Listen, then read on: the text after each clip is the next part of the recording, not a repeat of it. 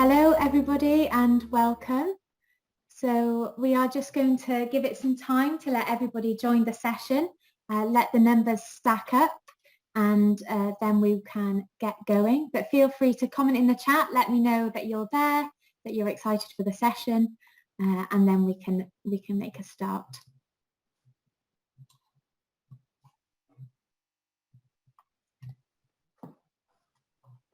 Wonderful. I think we'll start now. So hello everybody and welcome to the 8th episode of our Tandem Talks.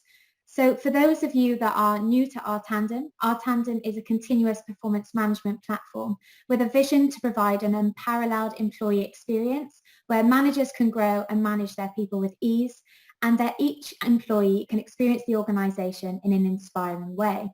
And our Tandem Talks is our thought leadership content webinar series where we invite thought leaders, business leaders and HR leaders to join us and share their expertise and their insights. And today we are delighted to be joined by Lorraine Wrafter. And Lorraine Wrafter is a global HR director who has had experience leading large multinational organisations. Lorraine also has her own business, which is called The Problem, which is a consultancy brand working with organisations on their organisational effectiveness, their culture and their team dynamics. And Lorraine has a wealth of experience, a lot of stories I'm sure she's going to share with you today, all about how we can drive performance and engagement in a hybrid environment. We'd love this to be an interactive session, so please for the 45 minutes, feel free to comment on the chat box, involve yourself in the polls, and Aisling Tayar, who is the CEO of our Tandem, is going to help bring all of your questions to life with Lorraine. So the final note from me is that this webinar will be being recorded, but I know it's going to be a great session, so I hope you all enjoy and I'll see you in 45 minutes time. Over to you. Thank you. Okay, so go to the right. So yes, thank you, Megan. So today we're going to look at the hybrid work environment, which is all the buzz at the moment.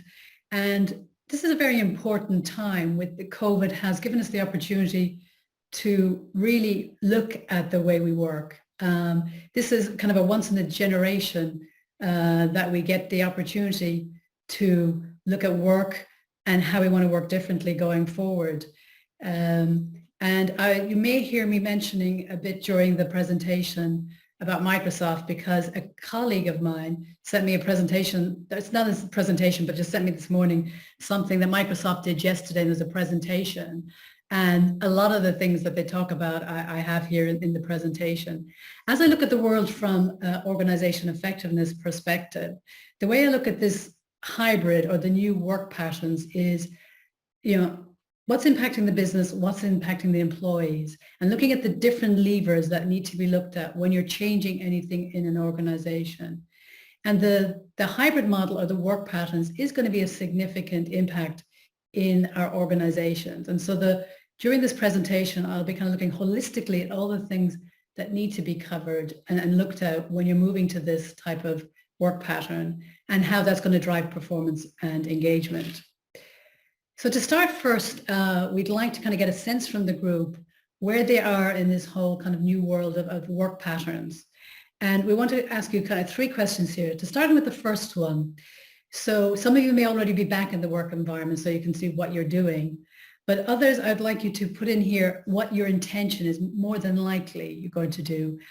Is your company going to come back full-time, office site or whatever? Is it going to come back full-time remote, stay remote?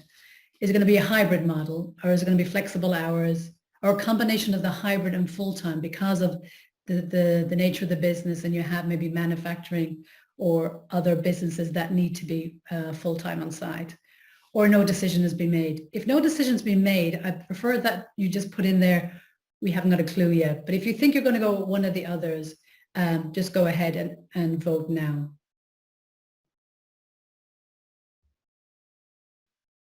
Okay, so it looks like it's going to be a combination, particularly for those with having the people in the offices, for example, and those that have to work full time.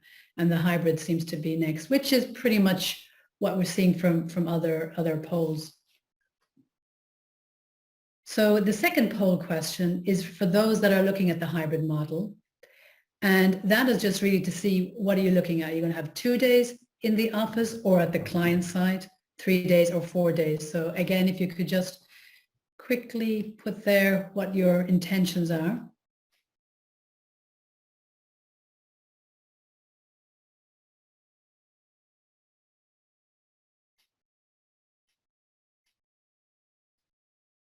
Okay, so 3 days, yeah. Again, that seems to be the way most people are going, 2 or 3 days. Okay, and the final question is really who's going to be the decision maker on the new work pattern?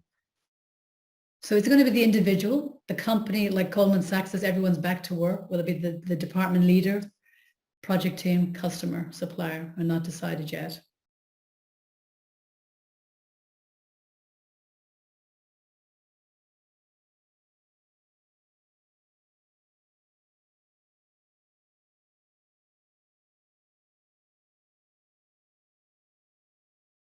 Okay, so it's going to be business company driven, which again is generally what we're hearing outside in the market. Okay, so thank you for that.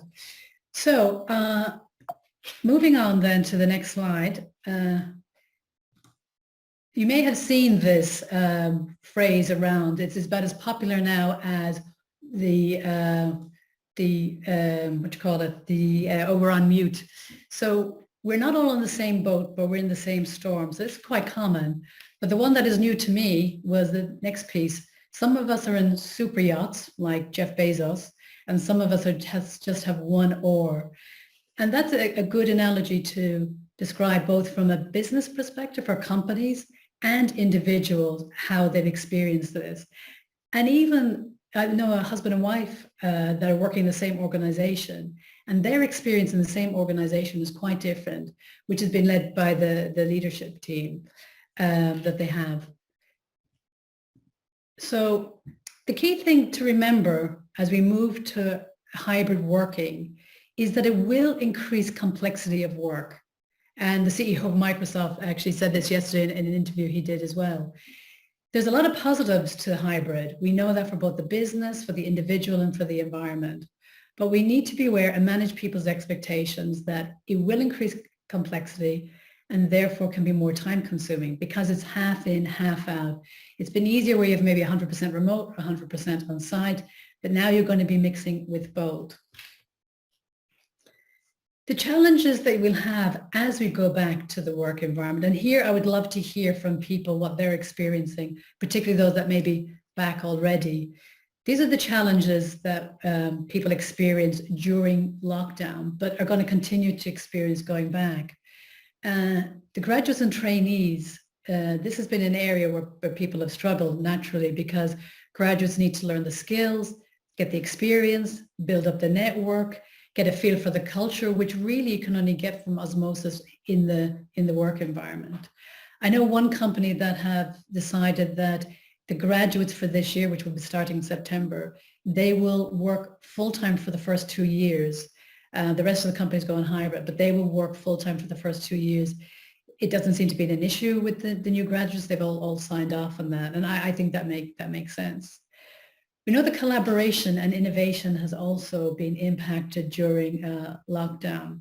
And again, interesting, the CEO of Microsoft said that the collaboration within teams stayed the same or improved during lockdown, but collaboration with what they call distant teams in the organization reduced significantly.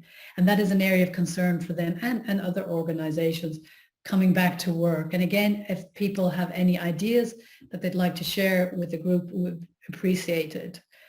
And the same with innovation. Research even says that innovation, when you have people in a room and the energy in the room is high, you cannot replicate when you're doing it remotely. You can do it remotely, and we've seen some fantastic innovation in this crisis situation. But it's better in the room with everybody physically there. And again, there's a couple of companies that are doing that. They're going to have at least one day a month where it will be innovation only on site. And the final one here, and we'll talk a little bit more on this, is progression. And I mean, progression here is career opportunities, promotions, being thought about for those projects that are coming up. This is an area of concern, and particularly women are concerned with this, that if they take up more than the men of working hybrid or working remotely, that being out of sight, out of mind, that they will not be considered for, or they'll be forgotten about when it comes to opportunities or promotions. And I was speaking with a group of emerging leaders recently, and this was something that they were concerned with. One talked about headquarters in London, where now with the acceleration of the vaccine in the UK, a lot of men have gone back to work, even though officially the company says to work remotely as much as possible until the 1st of July. More and more men have gone into work rather than women. And this has, as I said, been a concern for the woman that observed this. Another woman talked about that with some of the men already back and in a project team she was working on, 3 guys got together at lunchtime and were talking on something, and then on their next call, it seemed to her like a fait accompli on what they had been discussing and where they were going to progress on the project. So these are the things that need to keep in mind, and I'm sure all of you have experienced that and maybe have some good ideas that you could share here on that. So they're the challenges that need to keep in mind as you're going back to the work. Oh, sorry, going the wrong way. And then looking at this from an organization and, also looking at it from a psychological safety perspective. The culture will change. It may not change at the high level in the sense that your values and the behaviors that you promote and want in the organization, that you may be able to maintain them. But the day-to-day in the office will change. Again, it'll depend on the work pattern that you have. Some days maybe the office is half empty or nearly fully empty. Other days it's full with people. But what may happen, particularly if it's up to the individual to decide when they come in and out of work, and I'm going to exaggerate a bit here, but you could have self-selection here in the sense of you could end up having all the extroverts in the office and the introverts at home. You could have more of the men in the office and the women, at home, or the younger people in the office and the older people at home. I mean, I'm exaggerating a bit, but the reason for me saying that is we need to be thinking of, as we go back to work, what is it we want to preserve? What is it that's okay to change? And what is it we won't tolerate going back into the new environment? And for leadership is going to be more complex. It's going to be more complex because they will have to juggle between those in the office and those that are working remotely. So when you're having meetings and facilitating meetings, making sure that you're including the people that are calling in remotely and those in the room. Because as you know, often with the dynamics in the room and the informal chats, etc., people can be forgotten that are ringing in on Zoom or Teams. And that'll be the same for performance management. It's easier when you can see the person there. You can, in the office, you can, spontaneously give them the feedback as and when you see them doing things right or whether they need to improve. And then you'll have the people that are working remotely and managing and finding ways to observe their behavior to kind of give them feedback. And another complexity could be, depending on the work pattern, if they're more home than in, how much the personal life may influence into the performance. And we've seen that through COVID, that sometimes the conversations have been kind of mixed up with things that have been going on in personal life as well as work, and that may still continue. And the other area then, of course, is work design. Ideally, or this is organization change, you would kind of look at mapping out the whole process within the organization and identifying the points where you have that human interaction and which are the most important ones and which ones should be in the office and maybe offsite, and also getting the input from your customers and suppliers too. But here, even look at the work design, looking at, what are we going to do in the office? What are we going to do outside of the office?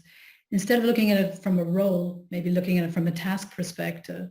And there's a bank in South Korea where the call service center, what they've decided there is anything that's just general queries or opening a new account, so the more simple things, will be performed remotely.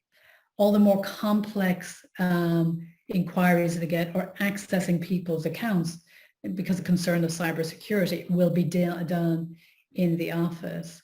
So work design needs to be looked at as well as we look at the whole hybrid work model. And again, if anyone has what they've come up with ideas or what their experience, it'd be great to see that in the chat as well. So moving to the people practices, we know in HR everything is being impacted by COVID, and we're seeing that in the market too. When people are looking for interim project work, there's a lot of emphasis on, accelerating digitalization, and in every aspect from, attracting talent, the induction of talent, learning and development. But these three are the key areas, and the purpose of our call today is the engagement, performance, and then the link between reward and benefits. Engagement will be impacted, and we know it's already been impacted with COVID, and can be impacted as they come back to work, because particularly if people's expectations, I know, and we all know, speaking to people, can't wait to get back to the office. And may have the perception that things will be pretty much the same, but now with the flexibility of working. And then we have to manage that. And again, it'd be great to hear from people. There will be people that come back to work, and once they see that, not all their colleagues are in at the same time, and the different ways of now working in a half empty, half full office at times, that will impact people. There'll be kind of saying, oh, the good old days, remember the good old days. So we need to be mindful of that and prepare ourselves and prepare the people as much as possible coming back, doing regular pulse surveys, making sure leadership teams maybe in the beginning of weekly or monthly, check-ins with the team to say, hey, what's working well, what's not, what can we change? And as well as HR doing some focus groups. I think all those will be pretty much need to focus on for, I'd say, 6 months or more. And again, it'd be great to hear from you what you're doing. Performance, we know during this time has been a challenge. We've seen where the disparity has been emphasized and amplified during this time. Those that have been using the more kind of traditional way to set our goals at the beginning of the year, have some regular check-ins and then finalize at the end of the year, that has really struggled. And then some organizations, they just even said, okay, we're going to just abandon that. And then others that luckily had already the flexibility of, flexible goals and flexible conversation, and regular conversations. And as I mentioned earlier, this husband and wife that I know, this is where they've had completely different experiences with their leader due to leadership style, and also how they view performance too. Is it performance to do a rating and put you in a box? Or is it performance to help enhance your performance and enhance the overall organization's performance? And this is an area that has a lot of attention and will have a lot of attention. And Ashley can tell us more self on this. And a lot of people are going back, a lot of companies are going back to the philosophy. What is it we mean by performance? And so I think we're going to see more of a fundamental shift in this area in the next 12 months or so. And we know what rewards and benefits. Rewards, particularly there's companies that are looking at having just one national reward, compensation scale versus regional, so that they can attract new talent, but also as talent in the organization has moved away from the centers, that it is more attractive to retain them. But particularly in the benefits side, I think you're going to see more changes in that, because organizations, when I worked for an American organization based in the US, everything was on site, food, shopping, gym, etc., and subsidies to travel to work and car parking. They're no longer going to be useful benefits going forward if you move into the hybrid or more flexible model. So we will see more changes in that area. And again, great to hear what people are doing on that. A word of caution, and again, I see as quite a few of you have a mix between, say, what I call office and the manufacturing or people that have worked full-time. The people I've been speaking to about how have the people that have had to work full-time during the pandemic, how are they feeling about their colleagues coming back and they will have a flexibility to work where they don't have? And the people I've spoken to, they say, well, we focused on making sure they were safe and that their well-being, and that's the career they chose, even some said flippantly. But when I said, have you actually asked them how they feel about their other colleagues coming back and have flexibility that they won't? How are they feeling about it? We need to make sure that we're not developing kind of a first class, second class, them and us situation. And my observation, just being I'm concerned that may happen if there isn't some attention put to that. And again, it'd be great to hear from people here that are experiencing that and what they're doing. And finally, just to say, this move to hybrid, different work patterns is going to be a big change and should be looked at as a big, change management project. Needing to manage people's expectations now and as they're going back to work, from the leadership teams down to the individuals. We need to regularly manage their expectations. Where possible, kind of test different work patterns and get feedback before kind of committing. I know an Australian company at the moment, what they've decided to do is they're going to do 3 months of testing, a 4-day in the office, 1 day at home, and then testing 3 days in the office and 2 at home. Getting feedback as well from the customers and supplier, making no commitment yet until they test these and maybe test some other work patterns. So, but my final word is just to make sure that we are looking at this as a change project. So over to questions, Aisling. Thanks, Lorraine. I think you've given us lots of food for thought there, and there was definitely some themes that struck me and other themes that really resonated with some of the things we're talking about ourselves as a business right now. So fascinating food for thought. Everybody on the call, please do join in and share your thoughts, your questions, any insights you may have on what you're doing in your preferred areas. We try and share as a community on this call so that we can all help each other out. So I'd love to hear more from you. Just use the chat down below to address us. But for now, we're going to kick off with one last poll just to kind of dig in a little bit where your priorities might lie. So maybe if Meg, there you go. What's your top priority in the next 6 months? So one of the things that really struck me as you were speaking, Lorraine, was culture. Do people actually need to take out their culture codes or manifestos again and revisit them to go, actually, what worked for us before won't necessarily work in the future, and we need a new code of conduct around what's our behaviors in a hybrid model versus it probably taken for granted office model as it was before. Performance management, close to our heart here in Tandem. We're seeing a huge shift in how people are approaching performance management. So I think it's really been taken out, dusted off, and genuine change this time. Not people just playing around the corners, but real fundamental shifts in how they're doing it. I agree on that. So here we go. Yes, and culture and performance management are topping the poll, probably not surprisingly, and so interesting to see such high results for those. But right across the board, it looks like everybody, HR are going to be busy, right? Because there's lots going on there in reward, benefits, retention, training and development, and others. And if there was ever a war for talent, it's now. I just feel like everyone I know is changing jobs right now, and everybody's rethought their lives, and I've shifted over. Even people I'm dealing with on a day-to-day work, sales prospects or clients, everybody's shifting around, aren't they? And just changing careers.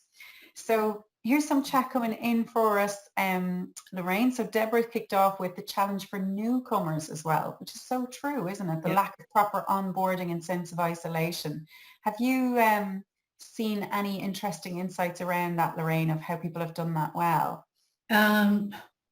Yes, well, I think the key thing to do it well is that there is regular, conversations and communication with the individual coming on board and helping them to virtually introduce them to people. So there's a lot of people, I've heard, I'm sure you have, that they have new colleagues that they've never met in the last 12 months, or they've only seen them from the head up. But the key thing that I'm hearing back is that they want that connection. They want to be able to meet the people physically. And the phrase that I've heard a few times now is that the trust is built outside of the meetings. So with the new people coming on board, yes, they're having these planned phone calls, but it's having that more spontaneity, which again is that collaboration piece we talked about earlier. That's the thing that, you can't build in, or it seems to people be struggling with that. Yeah. But generally the people I've spoken to, the onboarding has been better than they thought it would, and that they realize that people put a lot of effort to try and make them as welcome as possible. Yeah, we grew our team a lot during the pandemic and have onboarded everybody remotely who's joined. And one of the things that I think I learned through that is, trust is the thing that happens in between meetings, but you can't just hope that happens spontaneously. You've got to structure in those moments for feedback, for checking in, how are you doing, so all of that becomes so much more structured now versus before you might have passed them at the coffee station and just kind of going, hey, you getting on, those moments are lost to us. So we nearly have to plan them in now. Licomo, I'm really sorry if I'm mispronouncing your name here, apologies, but Licomo's talking to us about she's reviewing her EVP and its relevance in a hybrid environment. That's so key, isn't it? To pull out that employee promise again and go, can we still promise that, or do we need to promise new things? Exactly, that's what I'm saying. So that everything really has to be looked at, kind of taken out of the box or whatever, and looked at, because this is going to impact, as I said, I think in levers, it's going to impact any and all levers in the organization. And now there's also going to be a timing issue, because as people are coming back, we're already kind of burnt out enough from the way we've been working, and there's still the day job to do. So there will be needing to say what is important to do now and what we can do later, and try to, stagger it as much as we can, because we as HR will be bringing in new changes, but maybe some of the other functions as well. And you don't want to overwhelm the individual. I have a visual I use when I'm talking about mergers and acquisitions, but it's a visual of all the things that you maybe want to try to change and how they impact the individual at the one time. Because again, if I go back to the guy at Microsoft was saying, one of the things that they've said is we need to digitalize everything quickly in every function, move as quickly, because that will also help and enable the new way of working. So you can see that if you're going to try and digitalize everything, there's going to be a lot trying to go on at once. Yeah. It could be overwhelming quickly. Andy makes a very valid observation here. He says, I noticed you've talked about coming back to work or working full time, and we have to be careful about that language because we've been working more than full time and we're coming back to the office. But something that he says where they're calibrating with is the number of teams that were already internationally spread. Even if they come back to the office, those teams will still be hybrid in terms of the team. It's a good point, isn't it? Yeah, and so if I take myself as example, for about 15 years plus, I worked globally, so my teams were, all over the place. So for some people, this will be easier to adapt to than for others. Not so much easier, but you've been used to that. But where you're used to having everybody on the site or within the one country as well, that, that's going to make a difference. And it's just kind of being prepared for that and managing it. And there can be lessons learned from those that have been doing this, if they're in multiple countries or locations. This will be an easier transition than for others. But again, what is different, even from what my previous experience, is you could be on Zoom or Teams all day long. That wasn't my previous experience. And I think the other thing, because I would have worked in a lot of global teams throughout my career and was very used to working globally. But the other thing is there was always a moment in time where you actually did get to meet face to face at one point, whether it was at the forming of the team or at the celebration of success or at a particular challenge or a milestone. You always got on a plane at some point and went out for dinner and got to know them personally and so on. Whereas now that's pretty closed off to us. I think travel is going to be a real problem for a lot of organizations, not only on the pandemic side, but the sustainability side now as well. Is people are so much more conscious of that. I think a lot of organizations are not going to want their people to travel. But lots of questions. On that point, I would just say too that need to be mindful. I was coaching somebody on a C-suite recently that hadn't had a conversation with his CEO yet, that he did not want to continue working where his job would still, after COVID, mean 60% plus of his time traveling. He was thinking of leaving. And I said, you need to have that conversation with your CEO.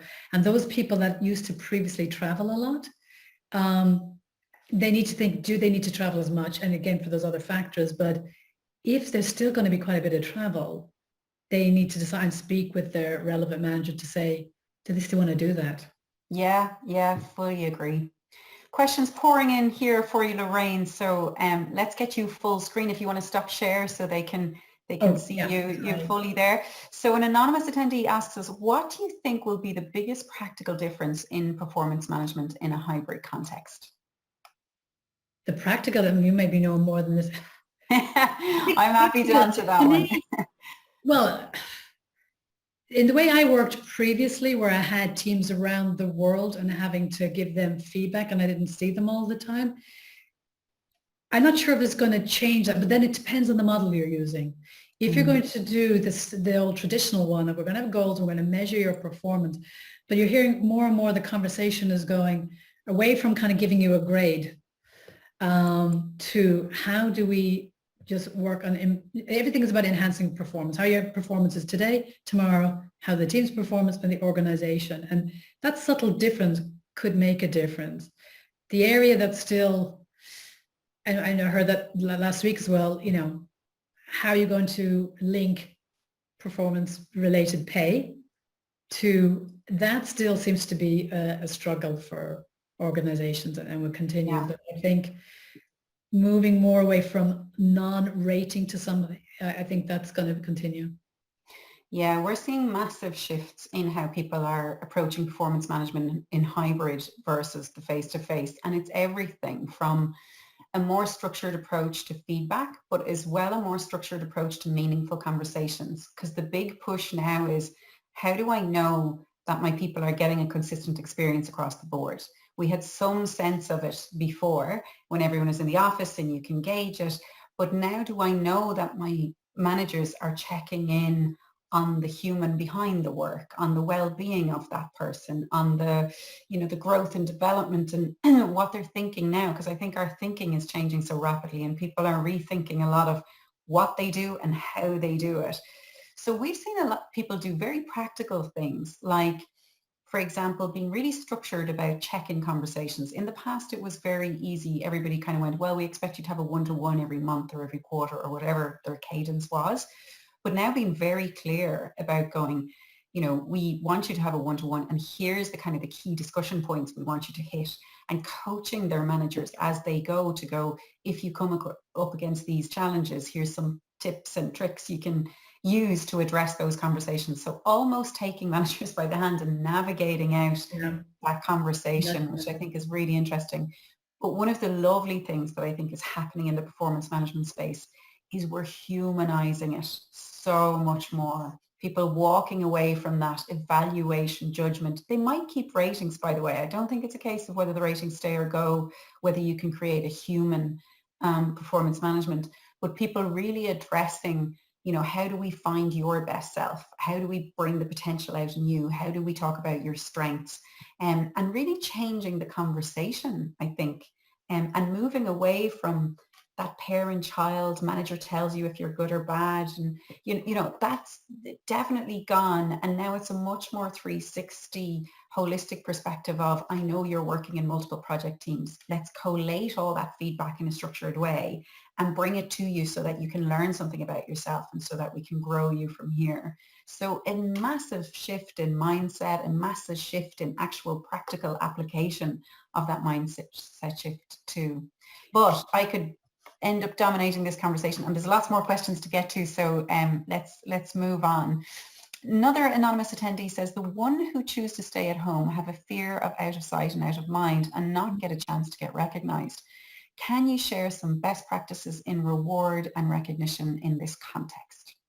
Well, actually, the thing is, best practice at the moment, there isn't any yet because we're all still Yes. going through that. But one of the things I would recommend, and some organizations are doing it, is that the HR people maybe sit once a month informally with the relevant leaders on site or in their business or whatever, and asking them, how are people doing? Who's doing well from a performance? Who may be struggling that we need help? Are there new projects coming up? Opportunities, new roles? And that they help to facilitate and make sure that everybody is being thought about or included in thinking of those opportunities and things ahead. Because sometimes there's the fait accompli, the manager already comes and says, oh, we're going to put Fred or Mary because we're going to do this project. And again, it'll vary on the organization and how they deal with, there's new positions or projects coming up. But I think we have to take as HR an ownership with the leaders to make sure that doesn't, and the individual has to say, hello, don't forget about me. Yeah. If they're deciding they want to work and they know that they're going to be home more then they have to also take an ownership to say, okay, I have to make sure that I'm visible and not forgotten. Yeah. And certainly we see a lot of that and a lot of, people putting the tools in the hand, because it's one thing to say, hey, take ownership of your development. It's another thing to kind of give them a practical tool and Sure, kind of go, yeah. look, you can request feedback here. You can ask for it. Don't sit back passively waiting for somebody to give you feedback. Go get it for yourself and so on. And I think those little symbolic moments really help give them a license to go and do these things. Dennis is thank you for the question, Dennis. And just as we come into the last 10 minutes, please populate your questions or chat or anything that you're doing that you think would be helpful. Just on reward and recognition, just to close off, we're seeing a lot in this space and we're seeing a lot of people pushing in a lot of peer activity into rewards where it might have been leadership owned in the past, bringing peers in to help recognize each other, help them almost come up with the person who should be recognized. All this kind of thing is sort of becoming a lot more democratized. Yeah, and the thing is, do you focus on identifying the high performers and rewarding them better than others, or is it now, let's just look at it as the whole team and reward from a team? And for a team, a lot more team rewards out there, and a lot more team rewards, not just in recognition, but in compensation practices as well, and goal setting, and huge. Dennis is asking, how do you successfully manage the productivity of remote team members? Well, that's also, again, it depends on the industry, etc. But that's also where there's going to be a trust. But I also see that one of the things that seems to be a demand for both in performance management is also productivity tools. So, and again, I think it'll depend on like if you're a call center or something where you want to measure how many calls, that may be easier than some others. And the question I would ask is why? Is there a concern that you think that people, if they're not, at work, that they're not going to be productive? And this is where I always kind of go back to people, you need to treat them as adults. And if one person is like, swinging the lead, as we would say in English, kind of taking, we shouldn't be putting things in place that it penalize everybody else. Mm. So if you've got one or two that are not, but the rest of 98 say out of 100 are, that's the way we should be looking at the world, rather than one person breaks it, so we put in the new restrictions for everybody. Yeah. I think some of our processes of the past had a touch of that, didn't they? It was like performance management was really there to cater for the extremes, the absolute highest performer and the absolute lowest performers, but we were neglecting a little bit of the 80% of people who come in and do a really good job every day. Yeah.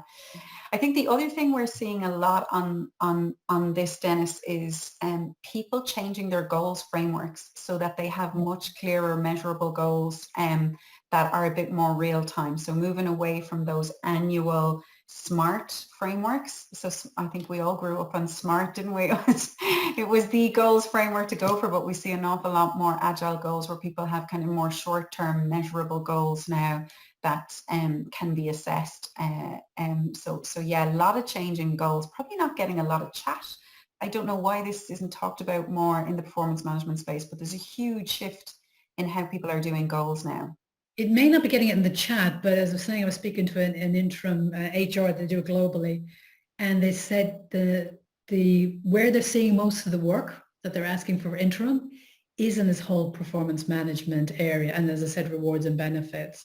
They seem to be the key, and just getting everything online. They were kind of the three areas they said that the demand when they're asking, if you got people for projects that can do this, that seems to be the areas.